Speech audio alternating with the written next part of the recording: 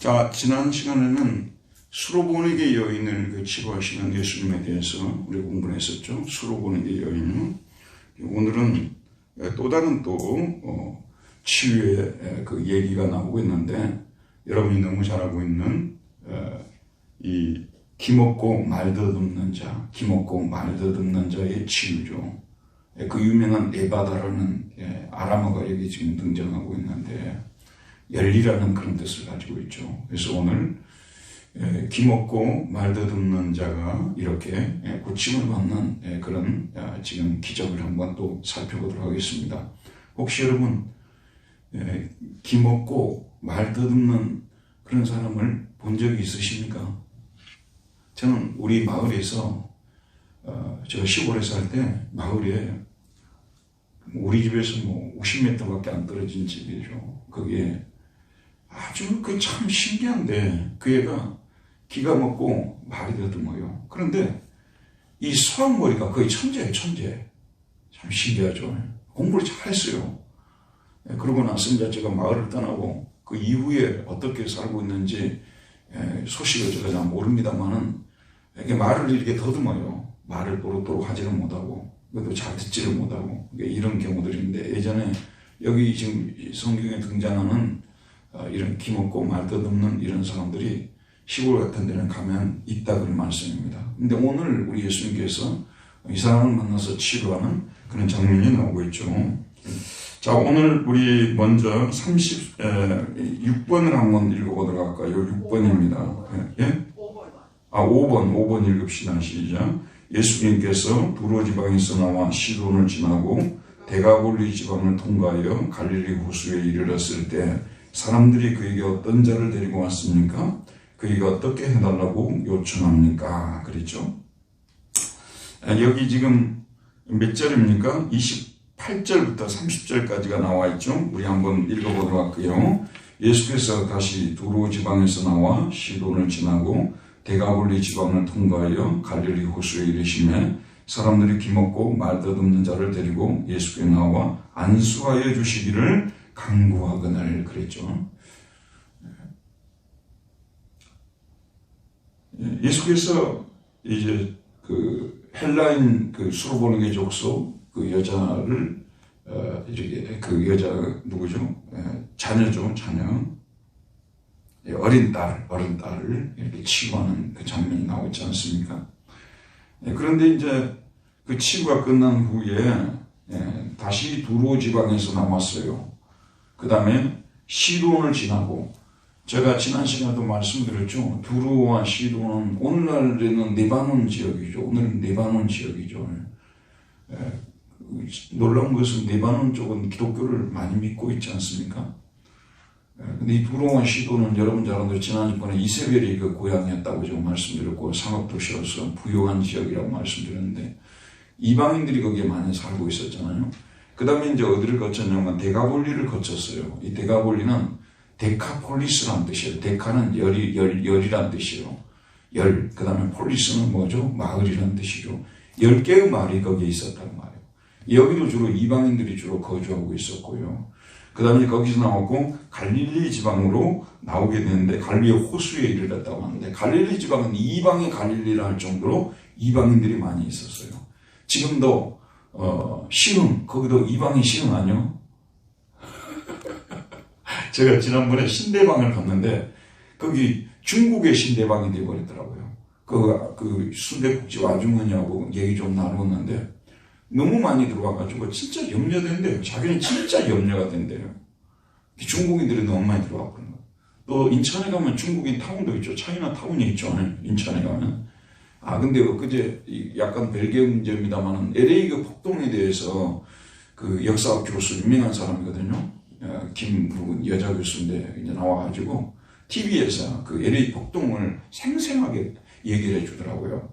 그러니까 이제 하도 이제 우리 한국인 가게에 그 흑인들이 와가지고 자꾸 이렇게 막 두들겨 패기도 하고 막 물건을 훔쳐가고 막 그렇게 한 그런 건수가 30몇 건이 계속됐대요.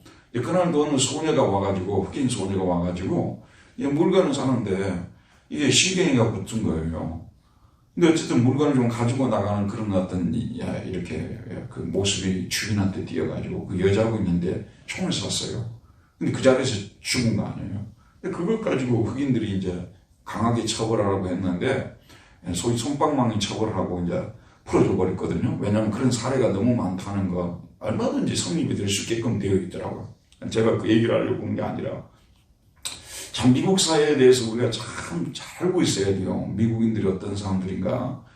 근데 이제 그게 이제 결국은 흑인들이 막 한국인 상점을 막 그렇게 이렇게 소위 말 강도짓을 하고 그다음에 막 유리창을 깨고 물건을 다 가져가고 폭동이 일어났잖아요. 난리가 났지 않습니까? 우리나라 사람도 한 달 만에 그 소위 말해서 자위대를 갖다가 스스로 이제 이렇게 군대를 만든 거예요. 그래가지고 우리나라 사람들이 한 300명 정도 모여가지고 총으로 무장해가지고 그 한국인들 막 이렇게 싸우고 또 방송국에 한국 방송국 있잖아요. LA에 방송국에서는 계속 피해 사례를 막 보도를 하고 막 그랬더라고요. 근데 제가 지금 얘기하는 그 얘기가 아니에요. 폭동이 일어났잖아요. 근데 경찰이 한 명도 안 모이는 거예요. 경찰이 한 명도 안 보이는 거예요. 막 폭동이 일어나고 막 거리에 난리가 나고 있는데 경찰이 하나도 안 보이는 거예요, 이게. 그래서 나중에 경찰이 어디에 있었을까요, 여러분? 백인 지역. 예? 백인 지역. 참 대단하세요, 정말. 야. 그러니까 거기 이제 홀리우드 지역이라고 있더라고, LA에. 홀리우드 지역 아시죠? 그리고 부자들만, 백인들이 모여 사는 부자 지역이 있어요. 경찰들이 전부 거기 가서 지키고 있었던 거야. 정말 그거 보면서 참, 야, 우리나라는 또 어떻게 했을까? 우리나라라면 또 그런 생각도 좀 들더라고요. 참, 너무 참 가슴 아픈 이야기죠. 그렇잖아요. 그 경찰들 와서 수습했으면 그렇게까지 안 됐을 텐데, 거기 갖고 있는 거예요, 경찰들이. 어쨌든, 제가 지금 거의 약간 이게 빗나간 얘기인데, 데카폴리스. 이방인들 지역, 갈릴리도 역시 이방인들이 주로 거주하는 지역. 근데 예수님은 사실은 여러분 잘 아시는 대로 태어나시기는 어디서 태어났어요? 이거 오면 안 되는데, 이거. 이거 진짜 위험한데, 가을 모기가.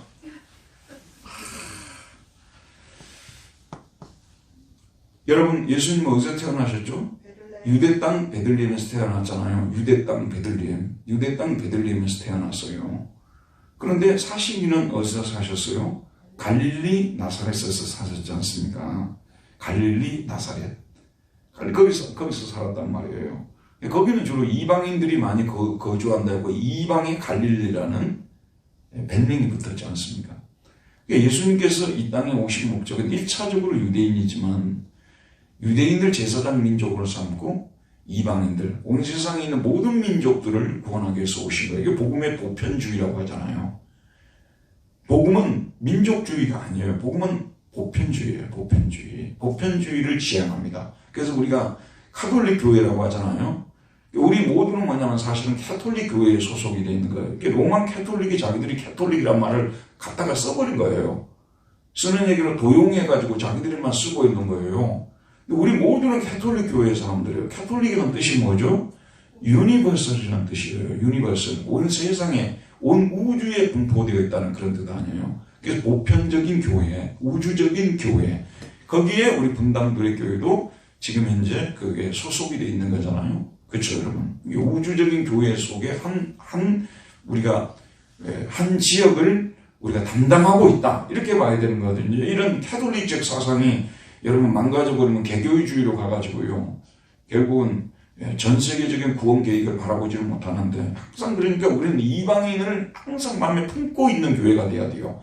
이방인을 향하는 교회가 돼야 되고 이방인 속으로 들어가는 교회가 돼야 되고 그래서 사실은 교회는 선교적 파송적 성격을 가지고 있는 거예요. 우리가 예배드리고 은혜 받고 파송하는 거예요. 하나님 파송해서 믿지 않는 사람들 사는 지역으로 들어가서 그들을 복음에 전해서 그들도 우리와 함께 하나님께 경배하도록 하기 위해서. 그래서 이 교회는 선교를 해도 되고 안 해도 되고 형편 봐서 하고 형편 안 되면 안 되고 그것은 철저히 그건 뭐냐면 성경적 사고가 아닙니다.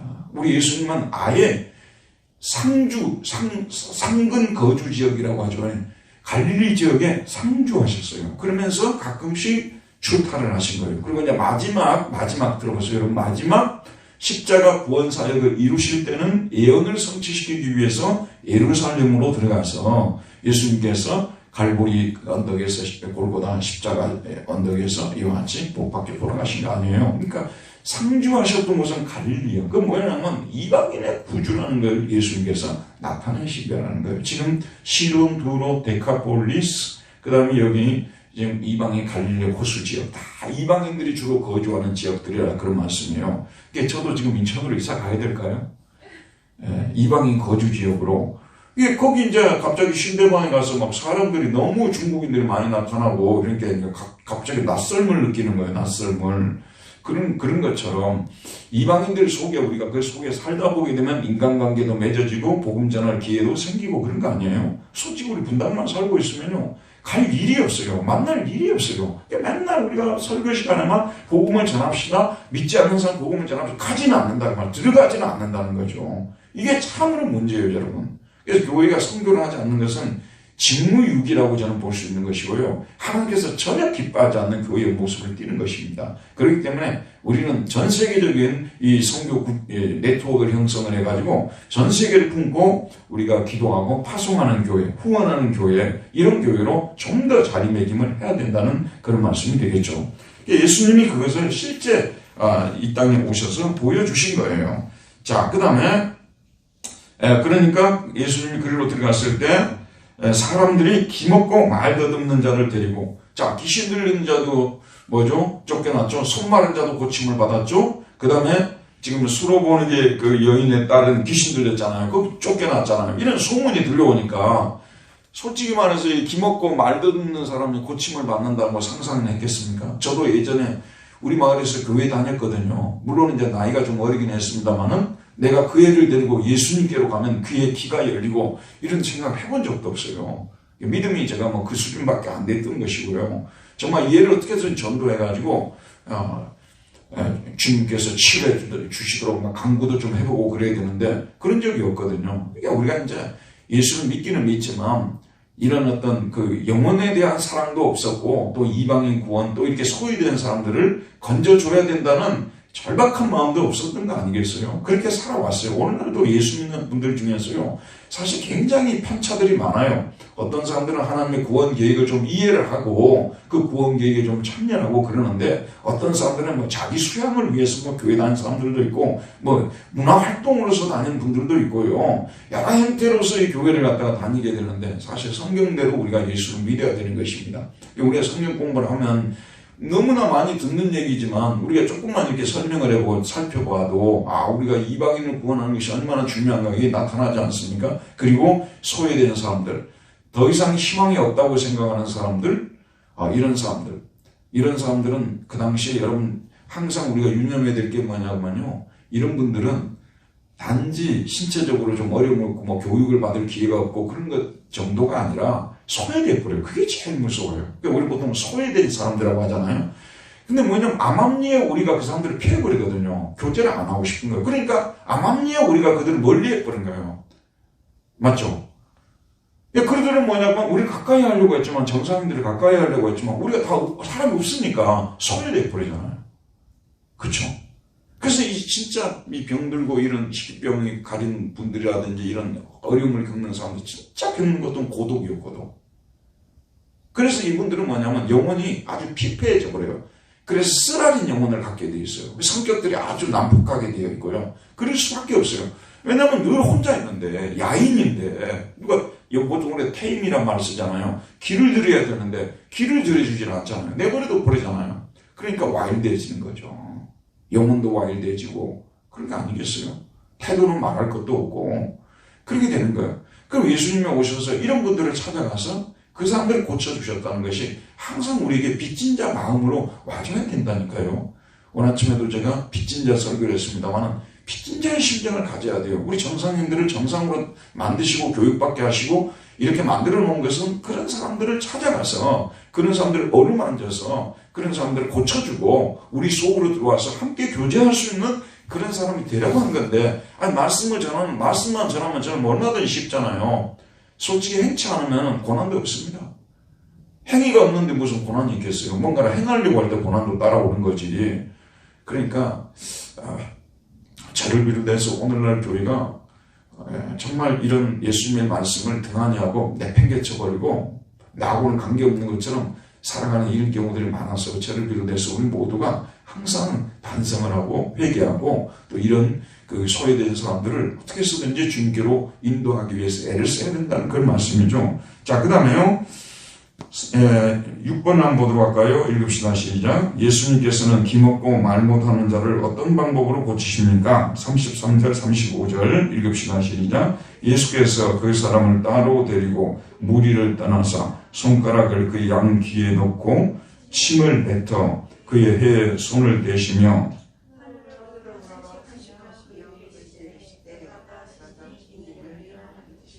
네. 첫 번째가 무슨 단계였죠? 그 사람을 따로 데리고 갔다 그랬어요. 근데 지금까지는 예수님께서 그 병자들을 고치거나 귀신을 쫓아낼 때 따로 데리고 간 경우가 없었잖아요. 근데 여기는 보면 따로 데리고 갔다고 되어 있어요. 왜 따로 데리고 가셨을까요?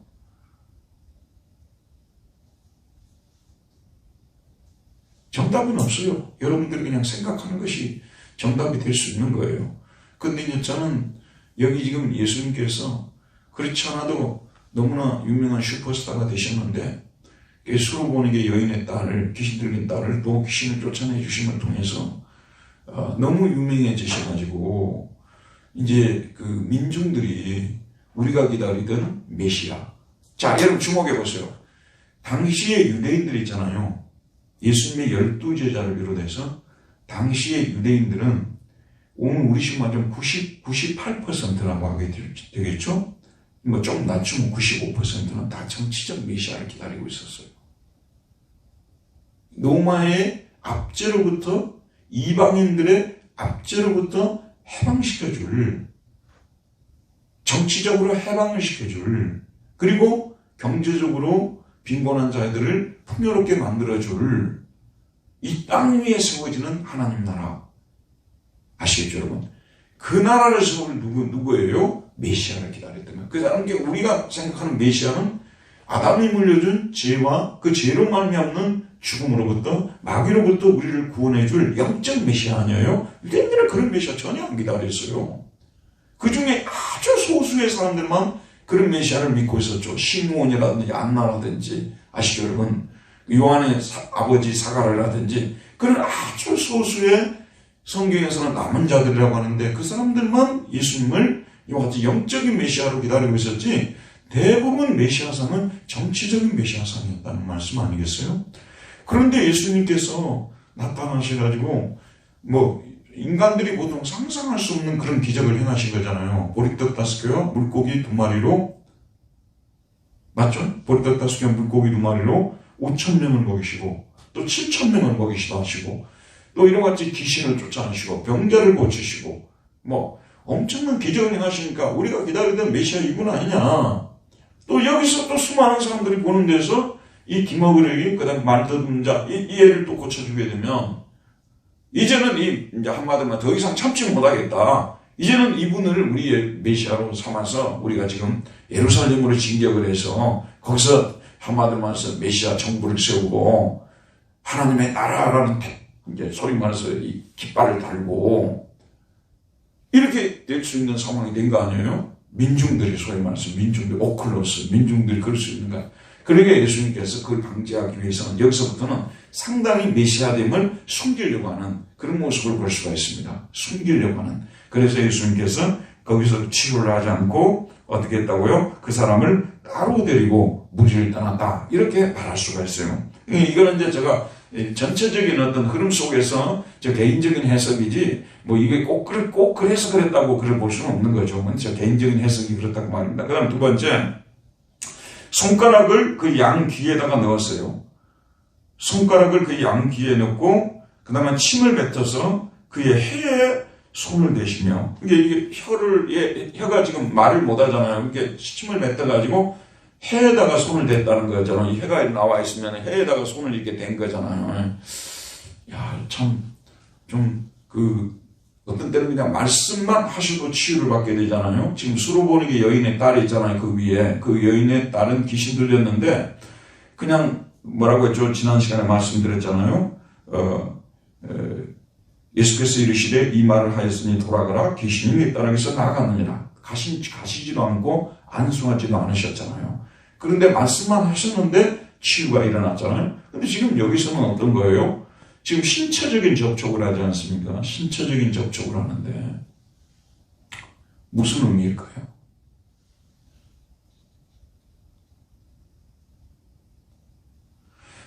자, 여러분, 설령 이 말더듬고 기머거리 이 사람이 설령 예수님이 자기를 고쳐주지 않는다 할지라도 않으셨다 할지라도 감사할 일을 예수님께서 하신 거예요. 무슨 일이에요? 이런 사람은 가능한 신체 접촉을 안 하려고 하잖아요. 게다가 여러분 그 당시에 대체적인 사람들이 가지고 있는 생각이 뭐였냐면 그런 병을 앓고 있는 사람들은 대부분 귀신의 역사, 사탄의 역사를 많이 보거든요. 귀신의 역사, 사탄의 역사를 많이 보기 때문에 이런 사람들과 신체적으로 접촉하면 부정하다는 생각을 갖게 되는 거 아니에요? 그래서 다 피하는 거 아닙니까? 다 피하는데 우리 예수님께서 가셔서 신체적인 접촉을 한다는 이거. 자, 여러분 이제 똑같이 우리가 걸어갑니다. 똑같이 걸어가는데 우리 중에 한 사람이 나가가지고 이런 사람이 여기서 지금 앉아있는다 그 말이에요. 여기 앉아있는데 우리 중에 한 사람이 그쪽으로 가가지고 그 사람을 끌어안아 주었다든지 아니면 뭐 가지고 가든 바나나를 그에게 하나 주고 갔다든지 아니면 그 사람의 손을 한번 잡아주고 갔다든지 무슨 이야기죠? 한번 이렇게 뭐 포옹을 한번 해줬다든지 그럼 그 사람 편에서는 어떻겠습니까? 어떻겠어요? 굉장한 사랑을 느끼겠죠. 굉장히 고마워하겠죠. 그리고 혹시 나에게 다가온 구원자가 아닌가 그런 생각까지도 할 수 있을 것입니다. 우리 예수님께서 이 사람을 얼마나 사랑하는 사람인지 사실 예수님이 문둥 환자들도 고칠 때 그렇잖아요. 문둥 환자들도 신체적인 접촉을 한단 말이에요. 당시에 모든 사람들은 상상할 수 없는 일이었잖아요. 사실 이런 행위를 통해서 메시아됨을 보여주신 거예요. 제가 늘 얘기하는 건 뭐냐면 여러분 잘 들으세요.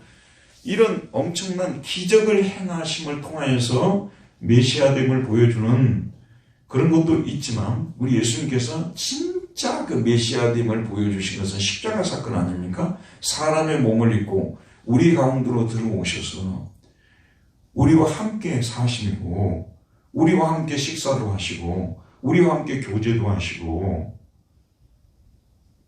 우리가 겪는 감기도 걸려보시고 자 예수님 감기 걸리신 적이 있으실까 없으실까 또 어떻게 사람들 추측을 할 수가 있겠죠. 당연히 걸리셨죠. 독감이 이렇게 유행을 하게 되면 독감에 걸리시기도 하셨을 것이고 코로나가 만약에 유행했다면 코로나에 걸리실 수도 있었을 것이고 이해하시겠죠. 그래서 오히려 사람들의 고통을 예수님도 맛보시고 사람들의 고통을 나누시고 바로 이 사람이 되심을 통해서 사람들과 함께 계시고 사람의 고통을 함께 맛보시고 그걸 또 함께 나누시고 이 모습을 통해서 예수님이 메시아됨을 보여주었다는 거예요. 항상 이것을 성육신의 기독교라고 하잖아요. 성육신의 기독교. 우리는 기적의 기독교를 가지고는요. 문제가 없다고 생각하는 사람들한테는 예수님이 전혀 도움이 안 돼요. 이해하시겠죠? 문제 해결받기 전까지는 막 하나님 앞에 기적을 바라고 그러는데 해결 다 되풀고 나면 누가 그러겠어요? 진정한 메시아됨은 바로 이 성육신의 기독교예요. 우리와 같은 모습으로 우리와 함께 예컨대 우리가 저 베트남이라는 어느 지역에 시골 지역에 갔단 말이에요. 근데 우리가 그들 속으로 들어가서 그들이 사용하는 언어를 사용해요. 그들과 함께 식사를 해요. 무슨 얘기 알겠죠? 그들과 함께 축제도 참여를 하고 그 문화 속에서 우리가 동화가 되는 거예요. 그 문화의 어떤 귀신을 섬기는 그런 건 아니지만 그 모습을 통해서 이 사람은 다르다. 예전에 여러분 잘 들어보세요. 스페인이라든지 남미에 들어갔던 그런 스페인 사람들이 있지 않습니까? 또는 포르투갈 사람들 얼마나 많은 사람들을 죽였어요. 인디언들을 얼마나 죽였습니까? 그래서 지금도 그 사람들은요 예수라는 말도 듣기 싫어한대요. 예수라는 깃발을 가져갖고 얼마나 많은 사람을 죽였냐고 말이에요. 그래서 그 사람들은 차라리 마리아는 좋아한대요. 마리아는 그렇게 죽인 적이 없으니까. 마리아 깃발을 들고 한 적이 없으니까. 그래서 그게 마리아 종교가 그게 우상이 생겨나는 거예요. 제가 드린 말씀은 이게 아주 중요한 기독교의 매우 중요한 포인트예요. 매우 중요한 포인트예요. 그러니까 기적을 통해서도 우리는 예수님의 하나님의 아들 되심을 선포할 수 있고 또 기적이 일어나기를 또 우리도 간구를 해야 돼요. 그런데 그 기적이 일어났다고 해서 그 사람이 예수를 믿고 구원받을 거라는 생각은 하지도 말아야 돼요. 그러나 기적이 설령 일어나지 않았다 할지라도 성육신의 기적이란 말을 우리가 쓸 수 있거든요.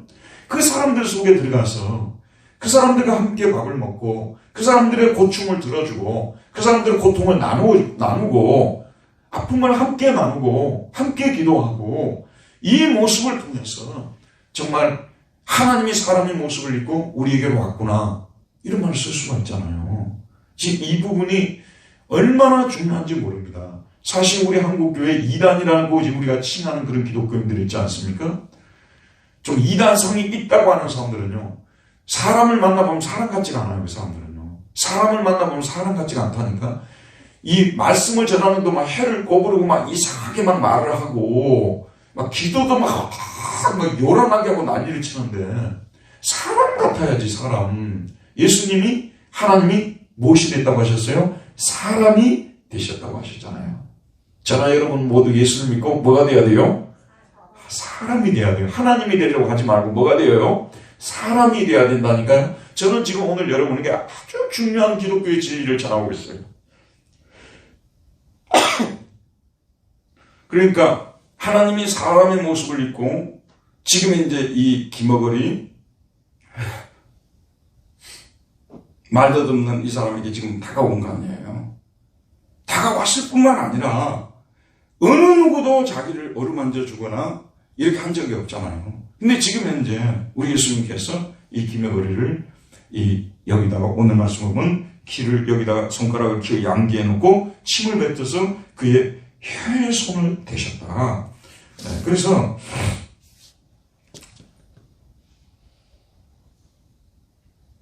예수님께서 바로 지금 이 사람을 구원하기 위해서 오신 메시아이심을 예수님이 이런 방법을 통해서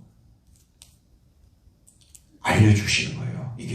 이게 바로 지금 이제 당신에게 바로 하늘에서 너를 구원하기 위해서 나를 보내서 너의 문제를 지금 고쳐주고 더 나아가서 너의 죄짐까지도 대신 짊어지고 그러기 위해서 내가 사람의 모습을 입고 오셨다는 예수님께서 자기 계시라고 말할 수 있겠죠. 바로 이렇게 자기 자신을 환자를 멀리하는 분으로 아니라 환자에게 가까이 와서 그 환자의 아픈 부분을 어루만져주고 그 고통을 함께 나누는 이 모습을 통해서 메시아됨을 보여주고 계신다는 것. 이것이 바로 우리가 은혜 받아야 될 부분이에요.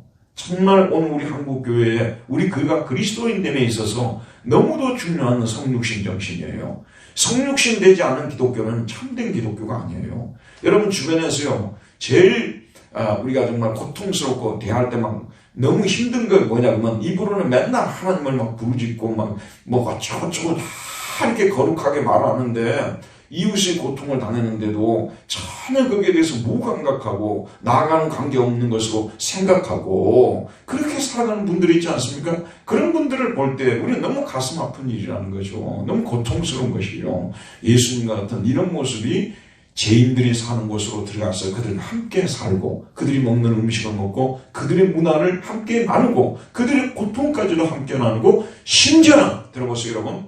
의인들의 이 죄짐을 짊어지는 것은 누구나 어느 정도는 할 수 있을 거예요. 그러나 누구도 돌보지 않은 죄인들의 죄짐을 짊어지시고 십자가에 못 박히시고 고난당하신다는 것은 전적 불가능한 일입니다. 저와 여러분도요. 혹시 내가 십자가 못 박혀 죽지 않습니까? 내가 의인된 사람을 위해서 못 박혀 죽고 싶지. 정말 예전에 김대두 같은 그런 사람들 있지 않습니까? 소위 말해서 죄인이라고 낙인 찍힌 사람들 있잖아요. 이런 사람들의 죄짐을 짊어지고 내가 십자가에 못 박혀 죽겠습니까 여러분? 어느 누구도 정신이 똑바로 박힌 사람 그럴 사람이 없을 거예요. 의인을 위해서 간혹 죽는 사람들이 있을 수 있죠. 그러나 죄인을 위해서 누가 죽냐고 말해요. 근데 우리 예수님께서 죄인을 위하여 십자가에 못 박혀 죽으심으로 하나님께서 우리에게 대한 자기의 사랑을 확증하셨느니라 말씀하셨잖아요. 저는 오늘 여러분한테 이게 한 5번 정도 강조를 하는데 이 성육신의 기독교가 진정한 기독교예요. 성육신의 기독교가 사람의 모습을 입고 인성을 입고 이 땅에 오셔서, 그러니까 저희가 예수를 믿고 나서 뭐가 됐다고 말해야 돼요? 그런 말을 들어야 돼요. 저희가 예수를 믿고 나서 뭐가 됐다고요? 사람이 됐다. 그 말을 들어야 된다고 말해요. 저희가 예수 믿고 나서 정신이 나가서 신처럼 행동한다. 별로 사람들에게 은혜 안 돼요. 사람이 됐다는 그 얘기 아니에요? 예, 여러분 들어보세요. 사서오경 예전에 천자문 때잖아요. 그리고 사서오경을 갖다가 사람들한테 이제 가르치고 그랬잖아요. 노노, 맹자, 중용 이런 거 있잖아요. 이런 걸 가르쳐야 사람을 만드는 방법이잖아, 그게요. 사람을 만드는 방법이거든, 그게요. 위치를 배우고 행동을 하고, 그래서 사람이 된다는 거 아니에요. 맞죠, 여러분? 그런데 그런 방법을 통해서 진짜 사람이 되는 것이 아니라 예수 그리스도를 만나서 이 성육신의 기독교를 배울 때 우리는 진정으로 사람이 될 수가 있어요. 여러분이 어디에 가든지, 자, 들어보세요. 여러분이 지금 현재 가정에 있고, 또 여러분 주변의 사람들을 만나고 여러 군데 이렇게 만나요. 너 어디 다니? 교회 다닌다고 말해요. 아, 너 사람 됐구나. 이렇게 해야 이게 제대로 거듭나는 사람이에요. 사람이 안 된 사람들이 너무 많아요. 그러니까 우리 믿는 사람들이 별로 힘이 없어요. 진정한, 여러분 보세요. 요즘은요, 교회에서 구제 같은 것도 많이 하거든요. 우리도 당연히 구제를 해야죠. 근데 구제했다고 해서 사람들이 막 마음이 막 뒤집어지고 그런 게 아니에요. 구제보다 더 중요한 게 그 사람 손을 잡아주는 거 아니겠어요? 그 사람 안아주고, 그 사람의 고통을 함께 나누어주고, 그 사람의 또 고통을 들어주고, 이런 것이 어렵지 않게, 어려운 일 아니에요? 가서 그냥 우리가 거둔 거, 나누어주고 오는 거, 갖다 주고 오는 거, 그건 누구나 다 할 수 있는 거 아니에요? 어떻게 보면요. 그래서 참 이 성육신의 기독교는 너무 중요해서 제가 오늘 뭐 엄청 강조를 합니다만은 저 자신도 가끔씩 이것을 잊어버리는데 무엇이 진정한 메시아됨의 표냐? 바로 이와 같이 죄인들 속에 들어가서 죄인들과 함께 그 고통을 나누고 또 죄인들의 고통을 풀어주는 이런 설령 우리 보세요. 예수님은 지금 들어가서 고쳐줬잖아요. 하나님의 아들이시니까 우리는 가서 고쳐줄 수 있어요, 없어요? 우리는 못 고쳐주죠. 설령 우리가 못 고쳐준다도 그들의 마음은 점령할 수 있다고 말이에요. 육신은 고쳐주지 못한다 할지라도 그의 마음은 우리가 얻을 수가 있는 거죠. 마음을 얻으면 사실은 별로 육신의 문제가 해결이 되지 않았다 할지라도 하나님에 대해서 호의적인 생각을 가질 수밖에 없는 거 아니겠어요? 그게 중요하다고 말입니다. 여기 앉아있는 저와 여러분은 어디에 가든지 그들의 마음을 이와 같이 사로잡을 수 있는 사람들, 사랑으로 녹여낼 수 있는 사람들, 그래서 그들이 하나님에 대해서 좋은 마음을 갖도록 할 수 있는 사람들이 되어져야 된다는 것, 그게 오늘 말씀이 우리에게 주는 매우 중요한 교훈이라고 생각합니다. 그 다음에 세 번째 무슨 단계 있어요? 하늘을 우러러 에바다라고 외칠까요? 하늘을 우러러다는 것은 이 지금 누굽니까? 이 지금 환자라고 볼 수 있겠죠? 이 지금 말 못하고 기머거린 이 사람이 구원은 어디서 온다는 거예요? 하늘로부터 온다는 것을 예수께서 상징적으로 위로 우러러봤다는 표현 속에서 우리가 볼 수 있다는 것입니다. 그 다음에 또 뭐라고 말씀하십니까? 예수님께서 에바다라고 하죠. 이 에파타. 이것은 뭐냐면 열리라는 뜻이에요. 아람어로 열리라는 뜻인데, 열리다 또는 설명하다, 해석하다. 열리다, 설명하다, 해석하다. 인터프리트라는 말도 쓸 수가 있어요. 자, 잠깐 저를 한번 보시고 하는데, 이게 중요한 말입니다. 열리라. 그러니까 지금 이제 맺혀 있는 거 아니겠어요? 혀가 맺혀 있는 거 아니겠어요? 기가 지금 이제 굳어 있는 것이죠. 그래서 열리라, 풀리라 이렇게 할 수 있는 거죠. 그래서 풀렸어요. 그래서 이제 말을 하게 된 거 아니에요? 근데 저와 여러분은 누가 그런 사람들 만나고 에파다 외쳤단 말이에요. 하나님께서 못하실 일이 없으시지만 사실 이런 기적을 우리가 경험하기는 쉽다, 어렵다? 매우 어렵죠. 희귀하다고 볼 수가 있겠죠. 현실의 삶 속에서 실제 이런 사람을 만나고 에파타라고 우리가 외쳤단 말이에요. 병원에 가가지고, 서울대 병원에 우리 가가지고, 전사님 가가지고 에파타라고 했단 말이에요. 근데 안 열렸단 말이에요. 그럴 수 있죠. 자, 그러면 이게 진짜 에파타라는 열리라는 뜻도 있지만 해석하다는 뜻도 있죠. 해석하다. 이해를 시키다. 뭐 이렇게도 볼 수가 있겠죠. 인터프리트.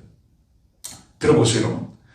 우리가 어떤 사람한테 가서 그 사람의 문제를 직접 우리가 해결해 주지 못한다 할지라도 성경적으로 그 사람을 갖다가 문제를 잘 조명해 주고 해석해 줌을 통해서도 우리는 이해를 시켜 줌을 통해서 왜 내가 이런 고난을 당하고 있는가, 예수님께서 왜 이 땅에 오셨는가, 이런 고난은 왜 생겼는가, 인간에게 왜 이런 고난이 왔는가, 그럼 이 고난은 어떻게 우리가 해결해야 될 것이냐, 예수님은 왜 오셨는가, 이런 것들을 통해서 그 사람에게 이와 같이 해석을 해줄 때, 그 사람이 가지고 있는 고난의 의미를 해석을 해줄 때 우리는 그 사람의 문제를 지금 고쳐주지 못했다 할지라도 여러 가지 면에서 그 사람을 도와줄 수 있고 하나님께로 이끌고 나올 수 있다는 것을 알 수가 있는 것입니다. 사실 우리 인생의 문제는요, 많은 경우에 있어서 해석이 문제이기도 해요.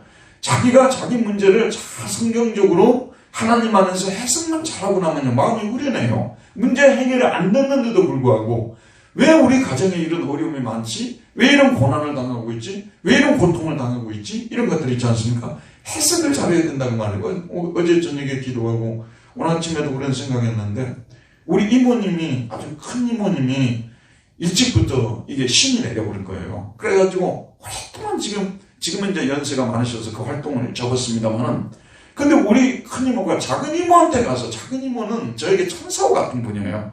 저는 우리 작은 이모를 세상에서 진짜 너무너무 존경하는 분이에요. 우리 작은 이모는 뭐 저에게는 뭐 정말 너무너무 고마운 분이고 좋은 분인데, 저도 가서 전도를 했죠. 근데 외국에 많이 있었잖아요. 근데 우리 이모가 좀 어려운 때가 있었어요. 근데 우리 큰 이모가 가서 전도를 해버린 거예요. 그럼 우리 작은 이모가 큰 이모 제자가 돼버린 거예요. 그리고 여기다가 가만 뭐 들여나 불이라 해가지고 집에다 불교 불자 있잖아요. 불 딱 해가지고 딱 붙여놨어요. 그럼 막 들어가게 되면 막 기운부터 별로 안 좋아요. 예, 그렇게 하는데, 사실 이제 제가 이제 목회자가 됐잖아요. 그런데 또 저희는 또 용용자로 또 지어놨어요. 그것도 우리 작은 이모 영향 같아. 별로 안 좋은 일. 용용이 원래 이게 좀 기독교적인 게 아니잖아요. 예. 근데 용용자를 또 이렇게 해놨어요. 또 기둥주자. 용왕님 나라의 기둥이 되라는 이 얘기 아니에요. 이게 상당히 이런 거에 별로 이게 좋은 영향이 아닌 것 같아요, 저는요. 제 이름을 바꾸고 싶은데 지금 나와서 바꿀 수도 없는 것이고, 그냥 좋게 해석을 하는 거예요. 아, 나가 베드로 같은 사람이구나. 하나님 나라의 기둥 같은 사람이니까 내가 베드로 같은 사람, 이 해석을 해서, 해석을 그렇게 해버리니까, 야, 이름을 지은데도 하나님의 큰 섭리가 있었구나. 하나님 나라의 베드로 같은 사람을 쓰기 위해서 내 이름을 이렇게 지었구나. 또 들어보세요. 하나님께서 이 하나님의 일을 시키기 위해서 다른 데도 아니고 우리 가족 속에 이런 영적인 문제에서 대립하는 사람을 넣어줬다는 거죠. 우리 이모들을. 그래서 내가 하는 이 사역을 얼마나 많이 방해하려고 하는지, 그리고 이 사역이 거꾸로 말씀드리면 이 사역이 얼마나 존귀한 사역이고 얼마나 귀한 사역인지 그걸 역설적으로 하나님께서 방증해 주는 거 아니겠어요? 그래서 저는 이렇게 자기 인생에 주어진 문제들이 있지 않습니까? 해석을 잘해야 되는 거예요. 가정마다 진짜 남에게 자랑하고 싶은 자매가 있고요, 자랑하고 싶지 않은 자매가 있어요. 항상 그렇습니다. 그 하나만 가정은 또 하나만 뒀다 또 여기 상처받지 마, 자기야. 이게 목사가 항상 성경에 이게 써진 것만 해야지 딴 얘기하면 또 문제가 생길 수 있어요. 그런데 솔직히 말씀은 그렇지 않습니까? 예, 가정적으로 이렇게 모두가 공부가 잘하고 공부도 잘하고 막 끝나자마자 바로 취직하고 모든 게 다 잘 돼버려요. 그러게 되면은 실패하는 사람들의 고통을 이해하기가 너무 어려운 거예요. 맞죠, 여러분?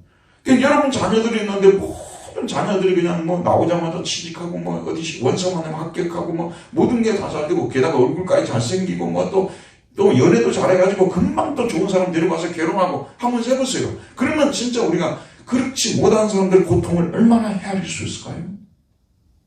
그쵸, 여러분. 그 이동호 목사님이 지난번에 간증을 하더라고요. 그 지구촌 목사님, 지구촌 교회. 그 아들이 여러분 잘 아는 대로 둘째 아들이 미국에서 변호사였는데 40대 초반에 암으로 죽었잖아요.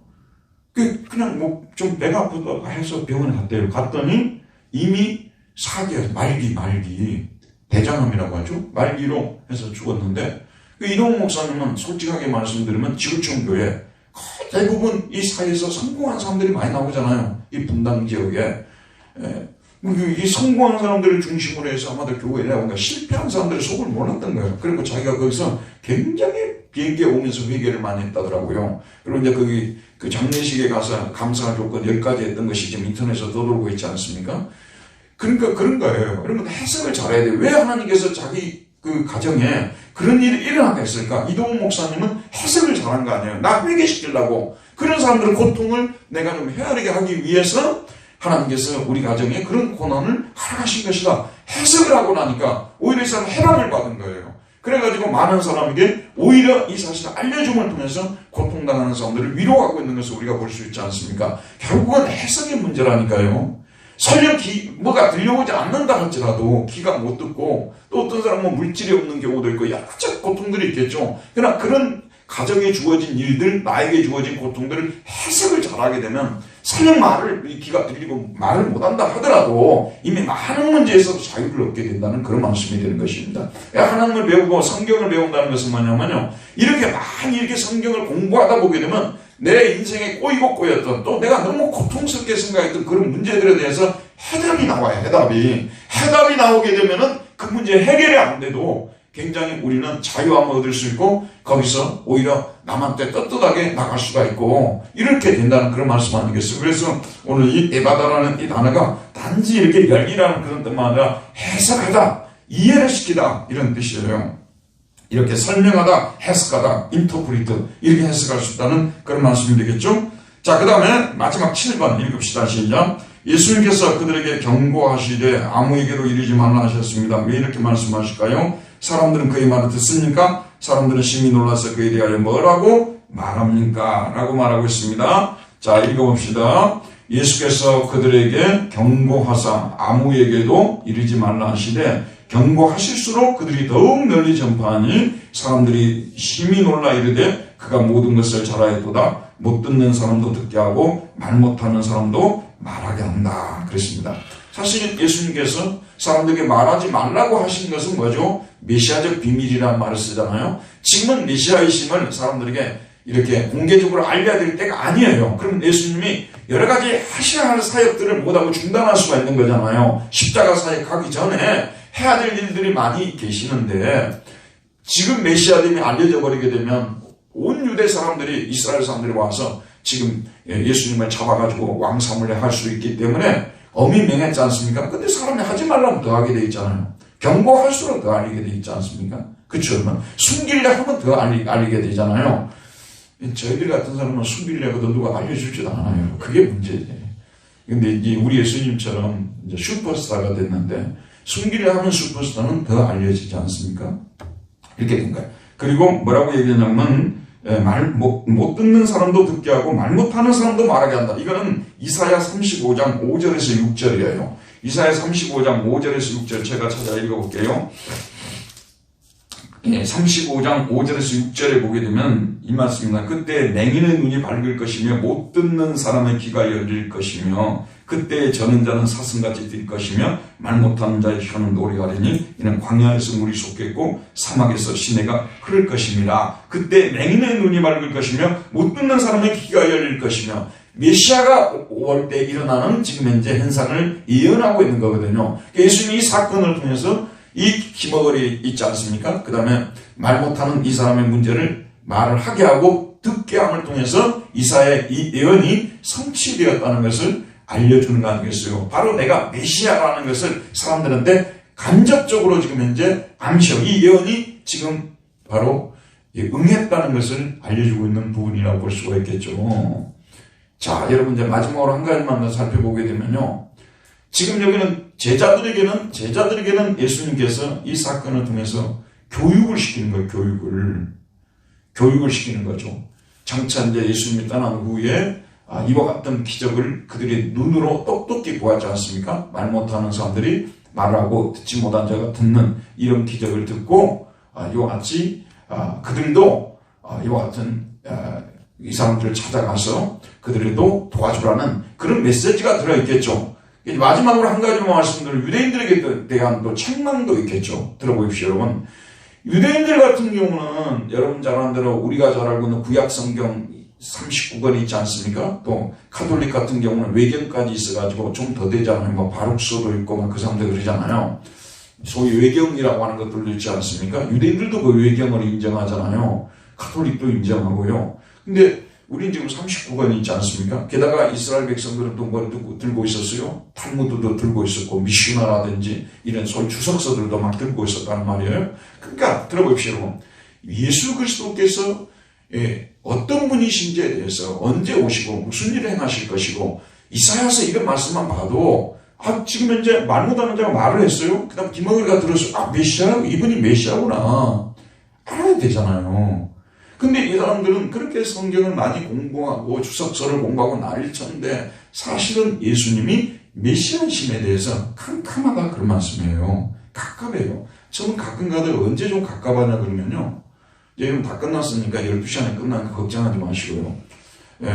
언제 좀 갑갑하냐 그러면은 이렇게 신학 공부를 하는 분들이 계세요. 신학 공부를 하는데 신학 공부를 하면은 보통 사람들보다도 성경을 더 많이 공부하는 사람들 아니에요? 게다가 또 신학을 공부를 하고 또 뭐 주석서들을 보고 뭐 신학에 관계된 책들을 읽고 많이 하지 않습니까? 그런데 예수님이 누구신지에 대해서 좀 모르는 분들을 보면요. 참 답답하고 그냥 속이 터질 것 같아요. 이게 완전 기머거리들이에요. 그렇게 많이 신학교에서 강의를 듣고 하는데 하나도 안 들려요.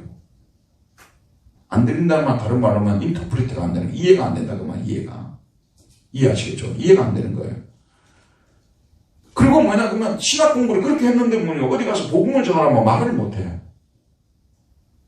딱 굳어갖고 말을 못해요. 아니 그렇게 많이 듣고 그렇게 인풋가 많이 됐는데 그렇게 많이 공부했는데 골프를 그 정도 시켜봐봐. 어디 가면 완전 골프 전도사 아니면 목사도 있을 거예요. 가가지고 뭐 이게 뭐 제가 뭐 이렇게 아직 너무 미숙해서 용어 자체도 잘 모르고입니다. 그랬을 거예요. 그런데 그렇게 많이 듣고도 세상에 어디 가서 사람들한테 복음 전할 생각도 안 하고 복음을 전하러 들어가려고도 하지 않고 복음이 뭔지도 모르고 예수 그리스도가 누군지도 모르고 예수님이 십자가에 당신의 죄짐을 짊어지시고 고난받아 죽으셨기 때문에 예수님께서 그러셨기 때문에 우리가 구원을 받았습니다. 제사함을 받았습니다. 왜 그걸 용기 있게 외치지 못하냐 그 말이에요. 나는 목사님들 중에서 이런 분들을 보게 되면 진짜 그 사람이 예수님을 아는 사람인가? 어떻게 예수님을 아는 사람이 어떻게 예수님을 전하지 않고 견딜 수가 있을까? 참 신기해요. 십자가를 통해서 제사함이 이루어졌다는 걸 우리가 알지 않습니까? 십자가의 다른 어떤 방법을 통해서도 우리의 죄가 사함받을 수 없어요. 그 은혜를 체험한 사람이 어떻게 가슴 속에서 십자가의 메시지가 나오지 않을 수 있을까? 신기하잖아요. 근데 뭐냐면 유대인들이 그래서 그 당시에요. 매번 당시에 납비학교를 들어가자면 납비학교요. 오늘날 우리 신학교거든요. 창세기, 출애굽기, 레위기, 민수기, 신명기, 오경이라고 하잖아요. 모세 오경. 이걸 갖다가 다 외웠다고 합니다. 다 외워야 돼요. 내가 옛날에 들은 적이 있어요. 그 지방 같은 데 있잖아요. 좀 유명한 중학교나 고등학교 들어가려면요. 교과서를 다 외웠대요. 다 선생님들 기본적으로 다 외우란대요. 교과서를. 저는 거기를 교과서 못 외워서 못 들어간 거예요. 근데 그 다 외우라고 한대요. 근데 진짜 다 외운 거예요, 사람들이요. 당시에는 공부 좀 잘하는 애들이, 웬만한 애들이 영어 사전 이거 거의 다 외웠어요.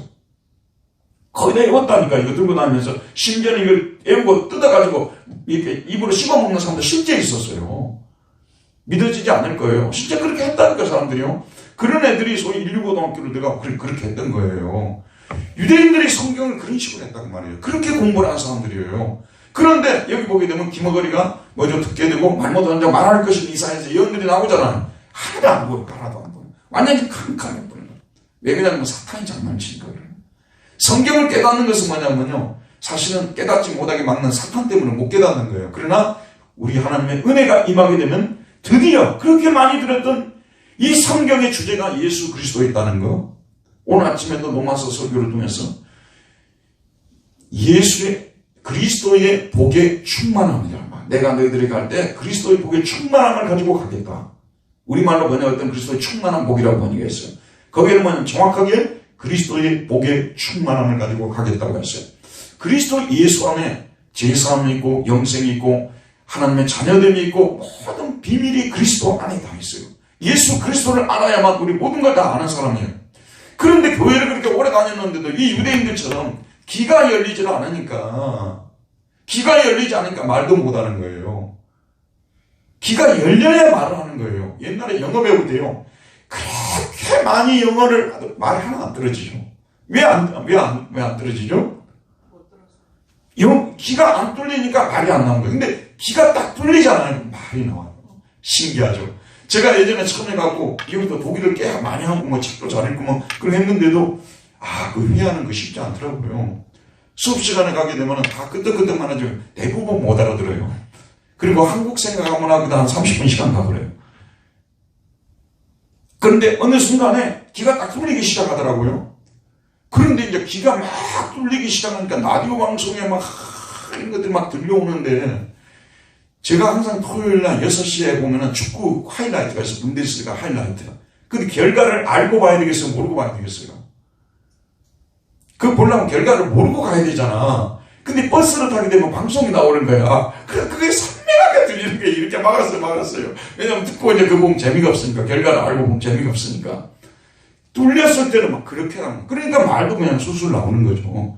안 뚫렸을 때는요, 말도 그렇게 안 들려요.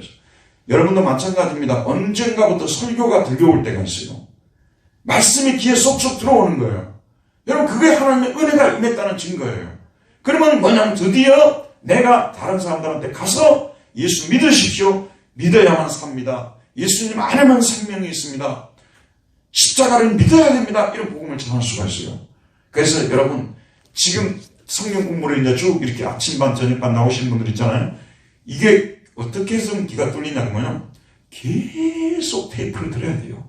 계속 말씀을 들으면 어느 순간에 귀가 뚫리기 시작해요. 그러면 말이 되는 것이에요. 오늘날 교회 안에서 귀 안 뚫린 사람들 되게 많아요. 심지어는 아까도 말했지만 목사라는 사람들도 귀가 안 뚫려가지고 자기가 어디 가서 전할 말이 없어요. 전할 말이 차고 넘쳐야 되는데 전할 말이 없다고 말해요. 왜냐하면 귀가 안 뚫렸으니까. 저는 여러분, 오늘 이 시간에 다시 한번 성육신의 기독교가 뭔지 거기에 대해서 귀가 뚫렸으면 좋겠어요.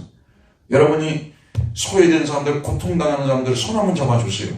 그게 바로 하나님이 그 사람에게 온 것이라고 그 사람들이 느끼는 거예요. 하나님이 그 사람에게 온 거예요. 마지막으로 한 가지만 얘기하고 마칠게요. 대학교 1학년 때 제가 이제 시골에서 대학을 갔는데, 정말 이제 그 방한칸 얻어가지고 같이 사는데 너무 좁고 둘이 같이 사는데, 그래서 거의 교회 개척교회인데 저는 방이 하나 있었어요. 저는 방이 이제 부엌도 거기에 딸려 있어요. 거기 가서 거의 잠자고 밥 먹고 그렇게 다니고 그랬어요. 근데 장기수로 복역을 하다가 간첩으로 넘어가고 장기수로 강주교도소에서 17년 이상씩 복역한 사람이 2사람이 나왔어요. 어떻게 나왔냐면, 어떤 사람이 성경 공부를 인도라고 들어간 거예요. 여전도사님이. 성경 공부를 계속 인다니까 이 사람들이 결국은 전향을 했어요. 전향서를 써야 돼요, 그걸요. 전향서를 쓰고 보호자가 붙어야 돼요, 거기에요. 이 사람을 책임지겠다는 사람. 그래서 이제 우리 목사님이 책임을 진 거예요. 보호자로서요. 그래갖고 거기에 와서 2분이 지냈어요. 그런데 들어보세요. 예배 시간마다 말씀 듣고 다 앞자리 아니에요. 뭐 교회도 좁으니까 개척교회니까요. 뭐 20년 들어가면 깍깍 차니까. 그런 교회에서 제가 개척교회를 섬겼거든요. 그러니까 이분이 이제 매번 설교 듣고 또 찬송도 기가 막히게 잘해요. 찬송도 기가 막히게 잘해요. 그런데 한 번은 저한테 그러더라고요. 자기 이제 어떤 분이 그 전도사님, 여전도사님이 소개를 했어요. 그래서 이분이 이제 한 여자분하고 교제를 시작을 했어요. 근데 그 여자분이 해남에 살고 있었어요. 그럼 이제 주말이 되게 되면은 그분도 일하니까 이분이 그분을 만나러 가는 거예요. 언젠가는 저한테 그러더라고요. 자기에게 있어서 하나님은 자기가 내려갔을 때, 버스 정거장에 있을 때 저쪽에서 자기를 향해서 오는 그 여자분이 자기에게는 하나님의 유물론이죠. 철저한 유물이에요. 유물론으로 세례를 받았기 때문에 그렇게 말씀을 전해도 전향서를 쓰고 나서도 그 소리를 하고 있더라고요. 참 안타깝죠. 근데 그분들이 나중에 결국은 한 분은 장로님 되시고 한 분은 목사님이 되셨어요. 끝까지 목회사역을 잘 감당하시고 그러셨는데, 참 기가 뚫리는 은혜가 임해야 돼요. 근데 어쨌든 이 성육신의 기독교 있잖아요. 우리가 가서 이런 소외된 사람들 찾아가서 손잡아주고 그들의 고통을 들어주고, 그 사람들은 사실은 그걸 통해서 하나님의 사랑을 느끼는 것이라는 거죠. 먼저 이것이 선행이 되지 않은 상태에서는요, 복음 아무리 전해봤자 소용이 없다는 것입니다. 그래서 저나 여러분 오늘 말씀을 통해서 다시 한번 도전받았으면 좋겠습니다. 자비하시고 은혜로우신 우리 하나님 아버지, 오늘도 말씀을 통해서 우리를 찾아와 주시고 많은 것을 깨우쳐 주시고 생각하게 해주신 것을 감사드립니다. 말로만 듣고 끝나는 저희들이 되지 않게 해주시고 우리도 귀가 열리게 해주시고 우리도 참으로 입이 열려서 정말 이 우리가 깨달은 복음을 또한 먼저 잘 듣고 다른 사람들에게 잘 전달할 수 있도록 은혜 베풀어 주옵소서. 예수님 이름으로 기도했습니다. 아멘. 하나님께 영광의 박수를 드립시다. 감사합니다.